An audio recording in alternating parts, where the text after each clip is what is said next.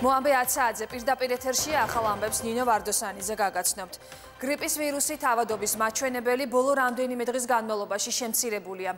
ჯანდაცვის მინისტრის განცხადებით, სასწრაფო სამედიცინო დახმარების გამოძახების მაჩვენებელი რეგიონებში 600-ით, თბილისში კი 500-ით არის შემცირებული. კლების ტენდენცია შენარჩუნებულია ამბულატორიული მიმართვიანობის კუთხითაც.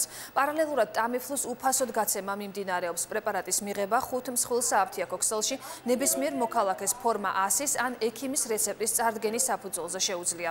ჯანდაცვის სამინისტროს ინფორმაციით 2 დღის განმავლობაში 7 სკოლებზე მეტი ტამიფლუ გაიცა.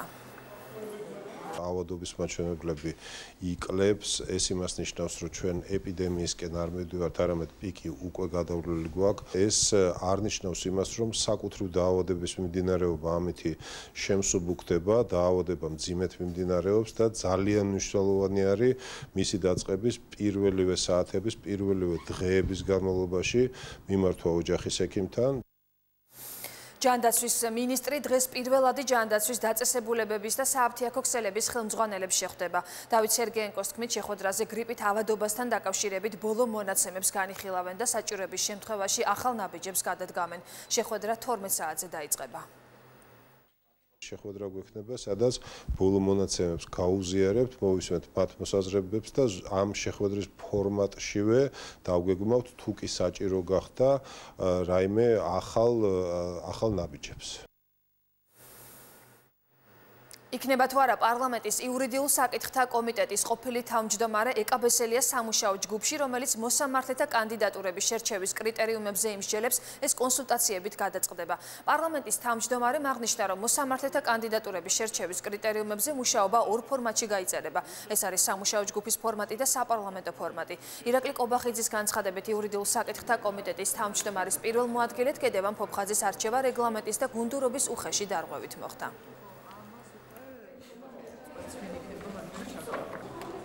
პროცედურა ისე კრიტერიუმები გაიწერება 2 ფორმატში. ერთი ეს არის, რა თქმა უნდა, სამუშაო ჯგუფის ფორმატი და მეორე არის საპარლამენტო ფორმატი. ამ ფორმატებში ჩვენ გვექნება მსჯელობა შესაბამის დაინტერესებულ მხარეებთან ერთად.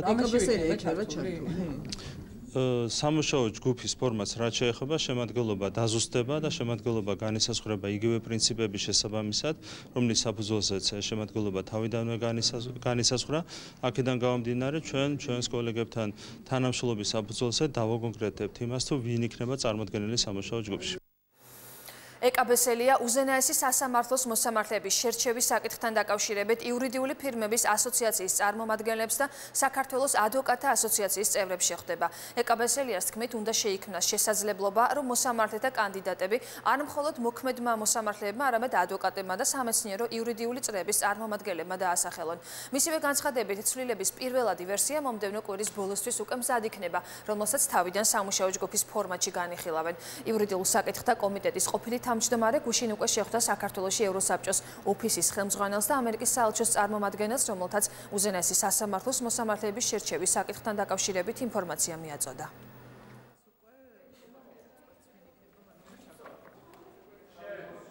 ეს და ჩემი კოლეგებიც ვაპირებთ, რომ ეს პროცესი იყოს მაქსიმალური ჩართულობით და მაქსიმალურად გახსნილი იმ დაინტერესებული ჯგუფებისთვის, რომლებიც ბუნებრივია სასამართლო და მართლმსაჯულების რეფორმის პროცესში არიან ძალიან მნიშვნელოვანი მონაწილენი. ამის მიზანია, რომ ჩვენ მოვისმინოთ მათი მოსაზრებები და მაქსიმალურად შეჯერებული იყოს და თანხმედრაში ეს პოზიციები.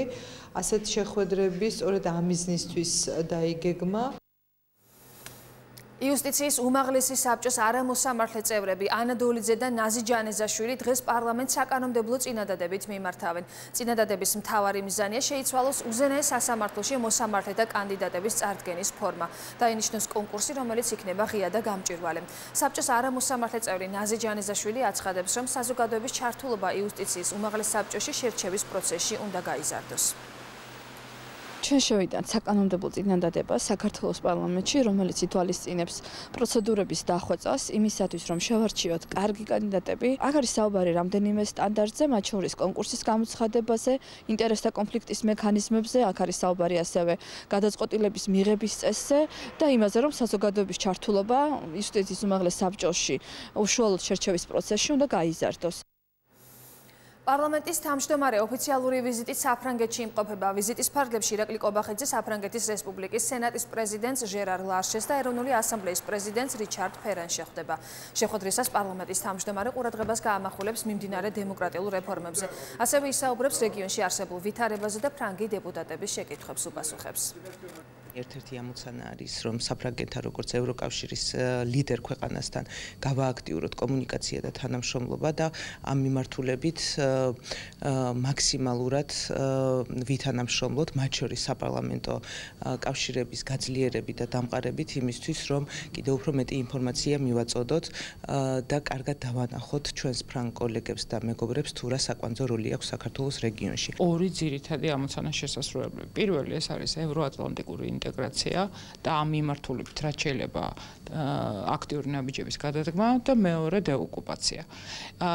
ამ ორი ძირითადი მიზნის მისაღწევად ნებისმიერი მცდელობა იმის მიუხედავად ეს იქნება ხელისუფლების აღმასრულებელი თუ საკანონმდებლო შტოს მხრიდან არის ნამდვილად ძალიან მნიშვნელოვანი. საქართველოს პრეზიდენტის ადმინისტრაციაში დღეიდან რეორგანიზაციის პირველი ეტაპი დაიწყება. ამ დროის მონაცემებით 102 თანამშრომლიდან ბიუჯეტის პროექტით ვაკანსია მხოლოდ 60 თანამშრომელზეა გათვალისწინებული. როგორც საქართველოს პრეზიდენტის სპიკერმა ხატია მოისწრაფიშვილმა განაცხადა, შეთავაზებას მიიღებს ყველა თანამშრომელი, რომელიც ადმინისტრაციის მიერ შემუშავებული პოლიტიკით გათვალისწინებულ კვალიფიკაციას დააკმაყოფილებს.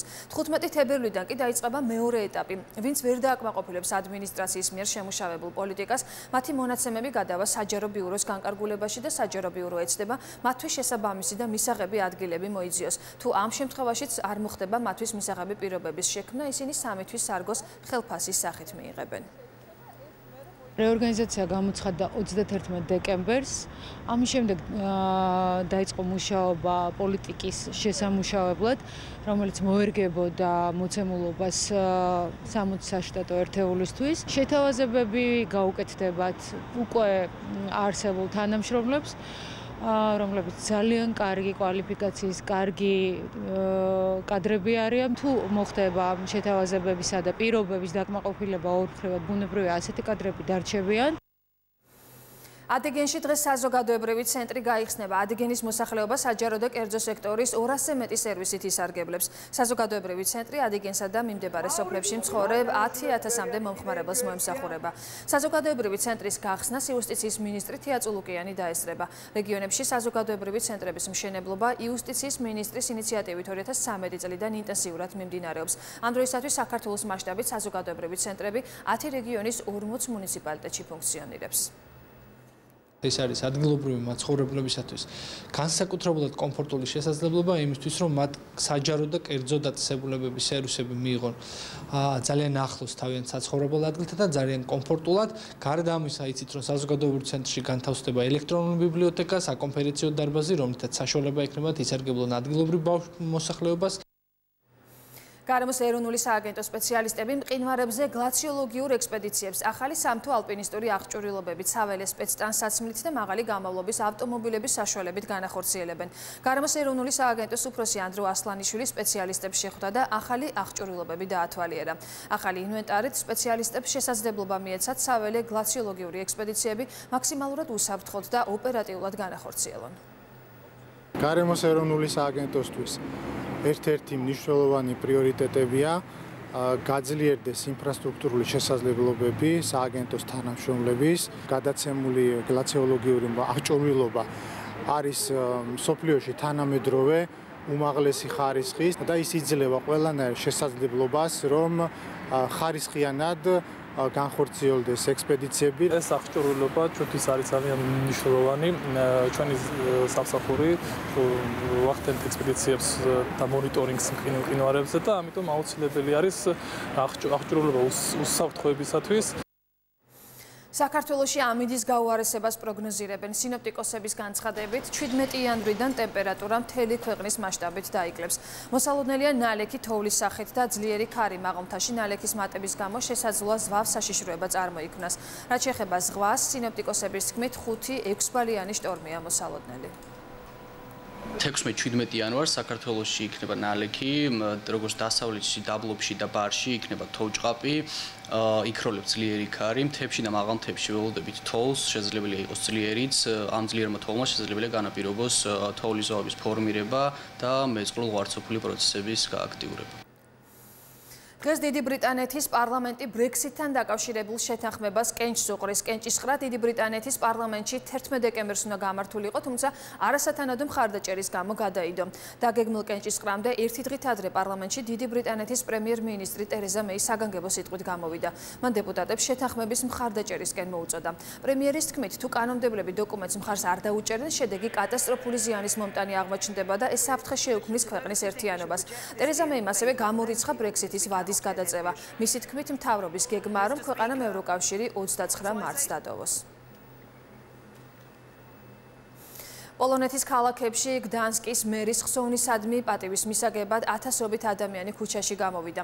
დუმარე მიტინგის მონაწილეებმა სიძულვილი და ძალადობა დაგმეს. პაվել ადამოვიჩის მკვლელობის გამო ვარშავაში გლოვაა გამოცხადებული. 53 წლის პაվել ადამოვიჩი საქველმოქმედო საღამოს დროს სცენაზე ასობით ადამიანის თვალწინ 13 იანვარს დაჭრეს. თავდამსხმელი ყვიროდა, რომ წინა მთავრობის დროს ციხეში უკანონოდ ჩასვეს და აწამეს. მძიმე მდგომარეობაში მყოფი ადამოვიჩი საავადმყოფოში გადაიყვანეს, სადაც მას ოპერაცია ჩაუტარდა, თუმცა პოლიტიკოსის გადარჩენა ვერ მოხერხდა.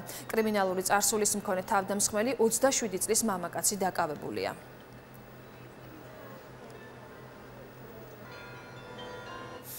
გერმანიის 7 აეროპორტი შეფერხებით მუშაობს. ამის მიზეზი უსაფრთხოების სამსახურების თანამშრომელთა გაფიცვაა. აქცია ღამის 12 საათზე დაიწყო ჰამბურგში, ჰანოვერსა და ბრემენში. გაფიცულები არიან ასევე ფრანკფურტის აეროპორტში უსაფრთხოების სამსახურის თანამშრომლები.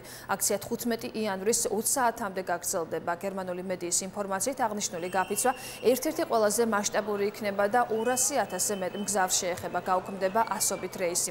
პროფკავშირები დასაქმებულთა საათობრივი ანაზღაურების 20 ევრომდე გაზრდას მოითხოვენ.